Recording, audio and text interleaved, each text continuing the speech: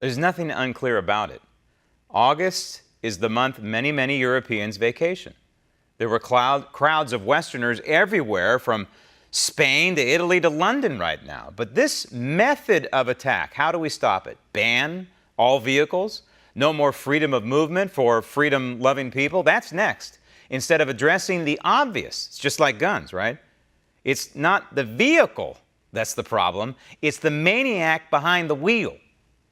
Joining me now from our bureau in Washington, D.C., national security expert and president of Iris Independent Research, Rebecca Grant, Ph.D. Rebecca, this method of operation, this method of attack, is simple, it is effective, and it's virtually impossible to stop in any free society. Sad, true. It has been very effective. And what's especially disturbing about the Spain attack, Graham, is it was a two-pronged attack.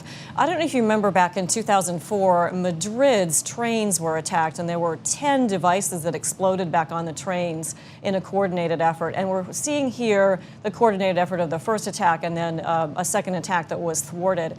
Otherwise, it's a lot like Nice, it's a lot like Manchester. What you have is ISIS able to reach in with a controlled cell, put some operatives in place, and carry out a really devastating attack, really tragic. And what you're saying is important. First, I want to point out something, though, that Spain has very strict gun control. In Spain, they view owning a gun as a privilege, not a right. So the terrorists know that these people there in Spain are sitting ducks until the police arrive with their firearms. That's number one. But number two, what you're talking about is very important, because we're now learning that this may have been part of an even larger plot that did not get executed, thankfully. And this should remind us that there are operatives in Europe, and they're in our country as well, waiting for moments like this to strike. And they're going to strike at times, like on Bastille Day that we saw, and like in this situation, when people, freedom-loving people, I should say, are out enjoying themselves in the dead of summer. Right, that's why it's called terrorism, and it's that surprise element that makes it so chilling and frightening. So these attacks are happening for two broad reasons. One is that ISIS is on the run in Iraq and Syria, so they're feeling the pressure to shift their tactics to attacks on the West, and particularly in Europe. The other reason is that ISIS has unfortunately been able to infiltrate terrorists and to infiltrate means of communication and of planning and plotting out these attacks. So FBI Director Comey, when he was director last summer, said that he thought there was possibly a 5 to 10 year supply of terrorists already infiltrated through the refugee flow. So along with legitimate refugees come some bad actors too. That was why Trump pulled back and asked to reevaluate our own policy on people coming from certain countries. Right. So, you know, some of these people are already in place. Right. And I want to talk about that in just a second. But first, I want to back up a little bit. And you're talking about the European Union. And the leader of the European Union, I think the de facto leader of the European Union, is Angela Merkel of Germany. And once again, she comes out and says, oh, it's a big tragedy, but doesn't address the obvious. Roll tape. These murderous attacks have once again shown us the full contempt for mankind involved in Islamist terrorism.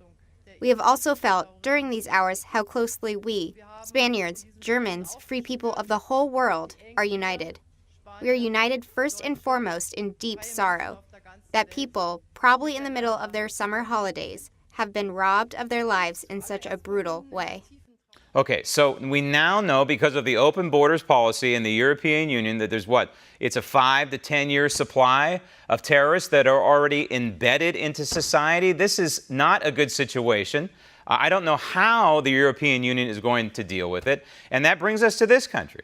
We have a president, Donald Trump, who is trying to deal with this situation, trying to be proactive, yet he's being hung up in the courts, and I'm talking about the travel ban. He's trying to address people who are coming from Muslim countries and cultures, hotbeds of terrorism, and denying them entry into this country, at the very least, vetting them more than we have done in the past. So I ask kind of plaintively, what's it going to take in this country? Is it going to take some horrific scene like we see in Barcelona or like we saw in various times in France or in London on the London Bridge? Is it going to take something like this to get people moving in the right direction and realize that the president is simply trying to protect the homeland?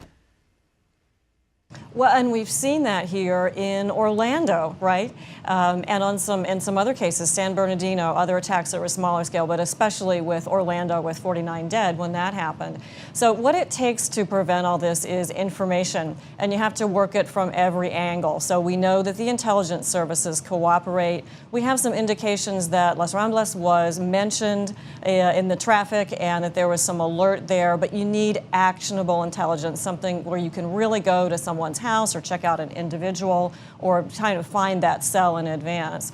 And I think what President Trump's intent was in part was to try to screen people coming from particularly those 7 nations that he named that are known to be hotbeds of terrorism. It's not everybody, but try to find those and try to stop that flow in of the bad actors as much as possible. It's almost impossible to do it entirely, but I think the more we squeeze down on that, and let's not forget that the activity of the coalition working in Iraq and Syria and Afghanistan, in the Philippines, and all of that is also really important. They really are putting the pressure.